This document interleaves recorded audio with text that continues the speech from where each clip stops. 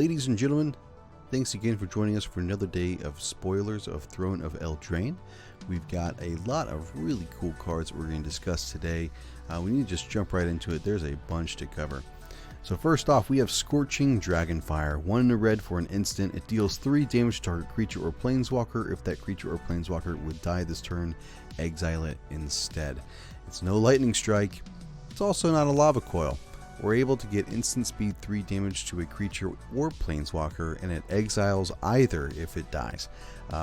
Since lightning strike's not in the format anymore, I think this is, if you were using that as removal versus direct damage, I think this is just a strict upgrade to something like that.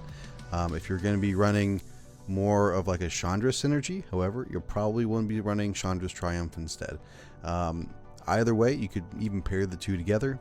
There's still some pretty good synergy with the two of them. You can use both, exile a huge creature, but it's a decent limited card. It'll see some play in standard, but unless we see something like Lightning Strike, I think this is probably going to be one of our better main board removals. Sire Eleanor. This is in German. Sire Eleanor the Discerning. 3 blue for a legendary creature human knight, and it has power equal to the number of cards in your hand. When it enters the battlefield, you draw a card, and in spells your opponents cast that target Sire Eleanor cost 2 colorless more to cast. And it's a star 4, so it's got 4 toughness, potentially up to 7 power if you have 7 cards in hand. And you know, this is a decent card for something like Commander, maybe for Brawl as well. Not going to see a ton of standard play, like standard constructed. Really good and limited, and could be, this could just be a awesome bomb for you in the right shell and something like Draft or Sealed. Definitely think this is a decent card for something like that, but I highly doubt that at 5 mana you'll be able to play something like this and really make it work in something like Constructed. Next up, we've got Stolen from the Fae, or Stolen by the Fae. This one's in German too. It's an X blue for a sorcery. Return target creature with converted mana cost X to its owner's hand. Create X 1/1 blue fairy creature tokens with flying. So, the problem with this card is it's not an up to. You have to target a creature with it in order to get its effect, and the creature has to have converted mana cost of X, so it's not X or less. So if you if you don't have enough mana, you won't be able to bounce their thing, you won't be able to get your blockers. If you do have enough mana, you can't overpay to get more blockers. It has to be the exact right amount. Now for 4 mana, this can bounce a 2/2 and give you 2 1/1 flyers. That seems pretty good, and it just exponentially gets better from there. So I think this is probably a good consideration of running maybe 2 in the main board, especially when you have things like Teferi and Leyline of Anticipation. We've got a lot of ways to be able to cast this at instant speed, and it could be a really good blowout on something like your opponent's turn. You flash this out, you bounce their biggest thing, you then have a bunch of blockers to block all of their stuff, but you have to kind of build around it a little bit. So I'm not thinking that's going to be a full 4 of. Maybe you'll board up to 4 of in your sideboard, but I think you're probably going to be running 2, maybe 1 in your main board. I think there's enough power there that it could definitely do some work for you, and it's definitely a bomb in something like Limited. Next up, this is a card I am personally excited for, Aurea, First of Locthwain. It's black for a legendary creature, Elf Noble, and it's a 2/3, and it says whenever she or another black creature enters the battlefield under your control, each opponent loses 1 life and you gain 1 life. So it's already got a drain effect tacked onto it, especially for it and other black creatures, so you're probably going to be playing mono black. However, excuse me, don't forget something like Thief of Sanity is also a black creature. So it gives you the ability to be able to deviate a little bit from just strictly mono black. And then you can also tap it and sacrifice another black creature to draw a card. So this card is going to be a really good piece in something like Rakdos Aristocrats, maybe Mardu Aristocrats. And I think This could really fill a good niche for us in a deck that's been lacking in free sacrifice outlets. Now, obviously, this card does not allow you to continually sacrifice something unless you can untap it somehow, but I think just that having that free activation every single turn to be able to get value from sacrificing a creature is going to be really good. So I'm happy it's here. It's definitely one I'm probably going to build around, and I'm excited to play it. Harmonious Archon. This card is really hard. This is a hard card. It's 4 white for a 4/5 with flying.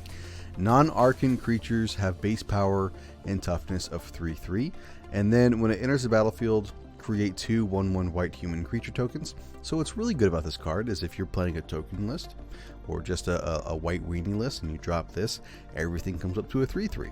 However, if your opponent's playing a token list or a white weenie list or something like that, it bumps all their creatures up to a 3/3. So it's really hard to evaluate. However, if your opponent is playing big creatures, it brings them down to a 3/3, which could save you. So I think this is going to be a card that's going to be more impactful when a future set comes out, because we have a set that cares about behemoths, large creatures, making large creatures, building your own large creatures. So Harmonious Archon, I think, is going to be a bigger role later when that set comes around, because it's going to become an answer to some of the large creatures that you're going to be able to create, or that your opponent can create. So I definitely think that it'll see its time in Standard. It is a mythic. It reminds me kind of like Elish Norn. And I think it'll see its time in Standard, just I don't think right away. True Love's Kiss. 2 white. It's an instant. Exile target artifact or enchantment, draw a card. I mean, probably won't see Standard play. There's just other effects that are cheaper that you'll probably want to play. You may play this in something like Commander. Being able to get the exile effect is pretty good. If something like a graveyard recursion theme with artifacts is going to be a problem, then maybe this can hit your sideboard. But I think I do like that it's instant speed. It's not sorcery speed. So we've seen things like Slice and Twain work before, and this is just a strict upgrade to that. And maybe it's something we can consider. But white already has a problem with mana ramp, so I'm not sure if this is going to be something that we're going to want to have. At least, especially not main board. But I don't think. I think we'd rather be wanting to run like Disenchant. So next we'll be playing. I'll be looking at Beloved Princess. It's a 1/1 for 1, and it's got lifelink, and it can't be blocked by creatures with power 3 or greater. Now, what's really interesting about this is we already have some other things that kind of give us like a Bogles type of a list, and maybe Beloved Princess could be another type of a Bogle for us, even though it can be removed by other things. So the fact that it can't be blocked with creatures with power 3 or greater means that we can make this thing huge, and then they can't block with their best creature. So I think that's something to maybe consider. It's also got a lifelink, so we can gain back a bunch of life. But I don't know if it's going to see much play in like a white weenies list. I think there's probably just better creatures out there in that 1 mana slot. But I think if we can maybe build like a Bogle or a Miracle Grow list, I think that this one might be able to slot in there. Inquisitive Puppet. 1 colorless for a 0/2. It's a construct, and when it enters the battlefield, you scry 1. So already a 1/1 for a 1 mana 0/2 for that scries 1 is great. But you can also exile it to create a 1/1 white human. So basically, this is Pinocchio. We're seeing Pinocchio, and so this is really interesting. It's kind of hard to evaluate. I think it's could be good in some sort of like artifacts list, but the fact that you exile it versus like sacrificing it kind of makes it hurt that you can't do that in like a aristocrats list or something like that. But it is a good way for you to be able to block and then exile it before it dies to get a 1/1 for another blocker. So maybe a combo list would want something like this, plus it gives us a scry. So that's probably where you're going to end up playing this, is in some sort of combo list. Spinning Wheel. 3 colorless for an artifact. Tap, add 1 mana of any color. 5, tap target creature. It's fine. Limited playable. Probably not going to see standard play. The tap ability is just a little overcosted, and I don't think that is something that you're probably going to want to play. However, if you're going to be running 3 mana ramp anyways, and you're looking to do artifacts, you could do worse. So if you're going to be in that very specific style of deck, then I don't see why not putting this one in there. But if it's just going to be a normal deck, you're definitely not going to be running this. Ginger Brute for 1 colorless for a 1/1 food golem. We now have a creature type of food, which is interesting. It's got haste and pay 1 mana. Ginger Brute can't be blocked this turn except by creatures with haste. So it's the Gingerbread Man. Catch me if you can. And then you can pay 2 and sack it and gain 3 life, which is basically the food ability tacked onto him. So what's really cool about this is it fits Cavalcade. This is a very good Cavalcade card. And the fact that it can gain you life is pretty decent. I think this is a 4 of in Cavalcade. It's absolutely good. And then the fact that it's a food means that you can put this in a food synergy list and get benefit from stacking it to your food enablers and things like that to be able to get additional value. So I think that this is something to maybe consider, and something like food and Cavalcade for sure. 7 dwarves, 1 in a red for a 2/2 dwarf. And then it has 7 dwarves, gets +1/+1 for each other creature named 7 dwarves you control. And then a deck can have up to 7 cards named 7 dwarves. This is kind of interesting. This is kind of broken the mold. We now have 3 colors that can have more than 4 of a specific card in its library. It's now black, blue, and now red. But this one only lets you go up to 7, which obviously this is referencing Snow White and the 7 Dwarfs. And I think it's kind of a neat flavor. Good in limited. However, what I don't know is if the text on this will supersede how many you can actually draft in like draft or sealed or something like that, because it specifically says you can only have 7, name 7 dwarves, but typically you're allowed to run as many as you draft or as many as you pull in your sealed list. So I'd be curious to know if that is a stipulation still in draft and sealed, that you can just run as many, like you could run 8 or 9 if you happen to pull that many, or if you're just limited to 7. I don't know. Opt. Great that I got a reprint. Really cool new art. Very good for combo. And moving on. We have, I think this was a reprint. It's a pretty interesting card. It's really powerful. Righteousness for a single white. Instant. Target blocking creature gets +7/+7 until end of turn. So something like White Weenies is absolutely going to love this card. Something like Blue White Flyers could absolutely love this card. Mardu Knights, maybe. But really, in those other lists, this is solid removal for you, right? It gives your creature +7/+7. It's going to stick around. If you want to go a little bit combo-ish, you could play this on one of your creatures and then sacrifice it, or have some like fling effect or something like that to be able to deal a whole bunch of damage to your opponent. If you had, say, something like the Butcher, right? The Dread Horde Butcher. You leave it up for blocks. Maybe you already have a couple of counters on it. You play Righteousness to give it +7/+7. You block your opponent's thing, and then you Heartfire, sacrifice it, deal 4 damage to the opponent, and then you deal, let's say it had 2 counters on it, so up to 10 damage to your opponent there. That's 14 damage with just 3 cards. That's pretty dang powerful. I think I could get behind something like that. So there's some jank stuff you can do with this, but I think in just like white aggro, that's definitely going to be a possibility for a removal spell for sure. Gadwick the Wizened, X blue for a 3/3. So it looks like we're having some sort of a cycle of 3 specific colored mana legends. Like we had Aurea, and now we have Gadwick. And so it's a human wizard legendary creature. And when it enters the battlefield, you draw X cards. And whenever you cast a blue spell, tap target non-land permanent and opponent controls. A lot of people are not really up on this card, and I don't know why. It's great early, it's great late. If we're going to be having some sort of like blue tempo list, this card fits really well in a list like that.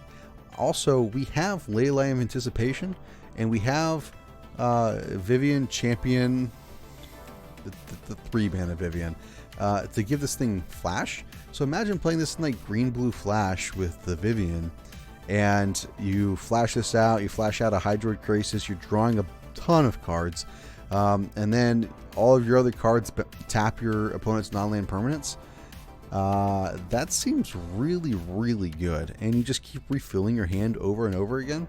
I think Gadwick is a lot better than people giving it credit for. I think this is one that's gonna be a sleeper. It's gonna be like, look out for this one. I think it's gonna really surprise you. Opportunistic Dragon, 2 red for a 4/3 dragon, obviously. Flying, whenever Opportunistic Dragon enters the battlefield, choose target human or artifact an opponent controls. For as long as Opportunistic Dragon remains on the battlefield, gain control of the permanent. It loses all abilities, and it can't attack or block. Now, what's really interesting about this card is it fits really well with Kaalia. It's another 4-mana dragon for us to find with Kaalia, which is really good. We're going to be losing Verex, so having this is going to be something good to kind of fill that slot. But it also takes away an opponent's attacker or blocker. In red, that's pretty awesome. I love this thing a lot. I think it's going to be really, really powerful. The fact it's a 4/3 body that has flying for 4 mana, it's stellar. And you can even play this in something like Aristocrat, steal your opponent's best thing, and then sacrifice it. So I think it's hilarious. Yeah, I really like it. Insatiable Appetite, 1 in a green for an instant. You may sacrifice a food. If you do, target creature gets +5/+5 until end of turn. Otherwise, the creature gets +3/+3 until end of turn. 2 mana +5/+5. So we were just talking about Miracle Grow. This is exactly the type of card that you would want to be playing in something like Miracle Grow. You play a bunch of spells that buff your creatures real fast. Maybe you get some additional value by being able to draw cards off them, that type of a thing. Grow your things really huge, swing in for a ton of damage real early, and just win the game with a giant like 2020. So I think Insatiable Appetite is going to have a place in a list like that. Excuse me, having the ability to sacrifice a food and get +5/+5 is going to be really powerful, because it looks like food is going to be pretty easy to make.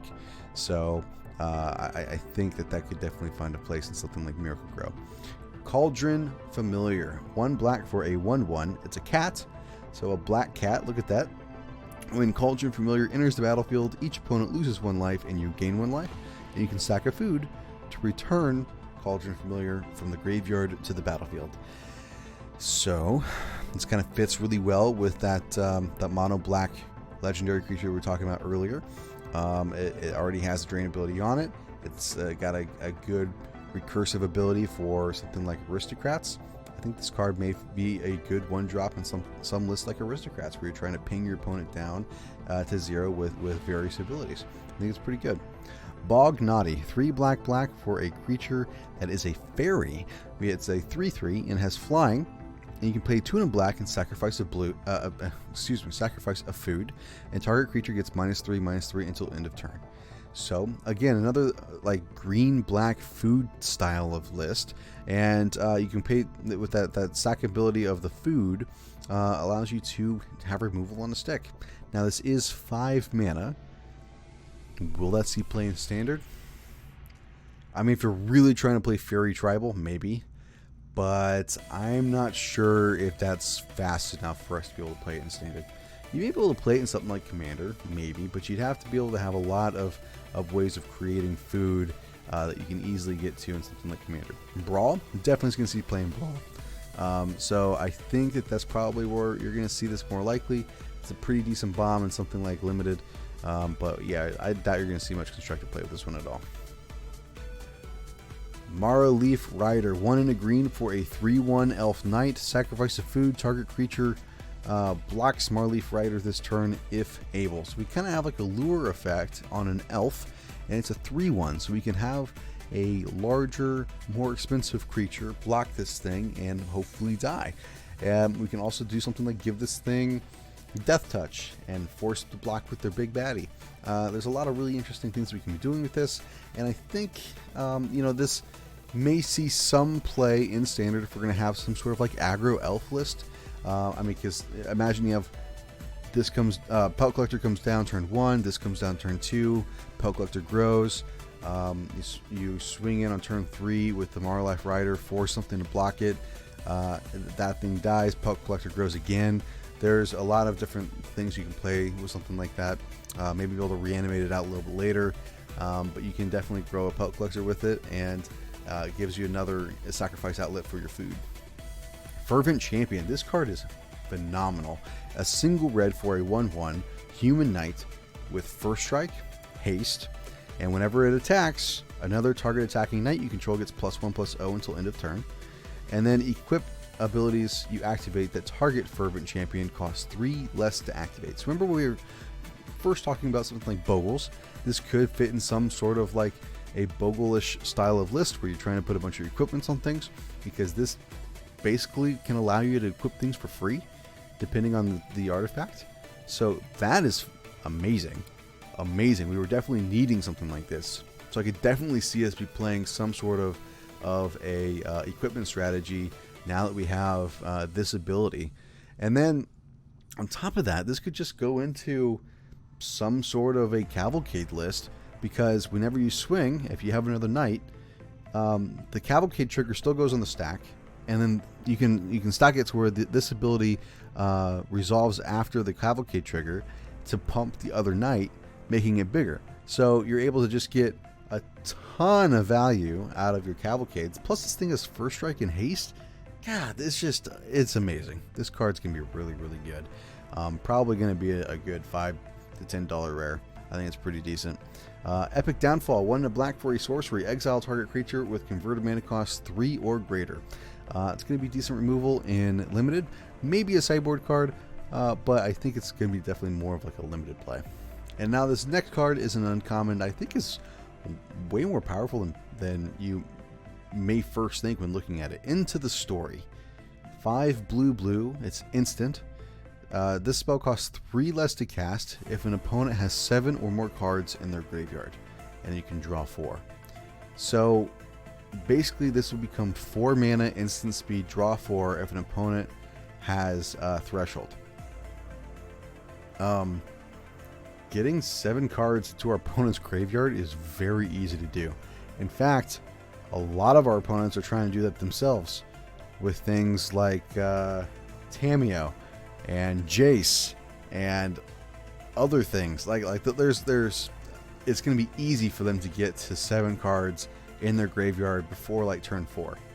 So having this at instant speed be able to draw us 4 cards is ludicrous.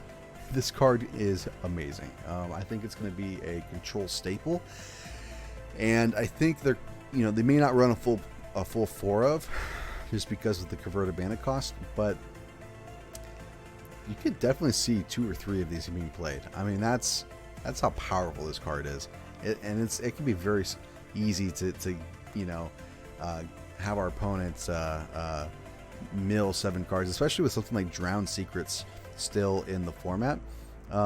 We're able to force our opponent to just keep milling themselves 2 every time we cast a blue spell. And then this allows us to just keep refilling our hand. I think this card is amazing. And then lastly, we actually got a wonderful reprint in Sorcerer's Spyglass. This card has been around since Ixalan. It finally got another reprint, so that way we'll have it again into the next standard. It's a great way to shut down Planeswalkers. It's a great way to shut down activated abilities of our opponent's creatures and other artifacts and things like that. I'm absolutely glad that this thing's back, and I'm excited to give it a try. We'll see what happens with it.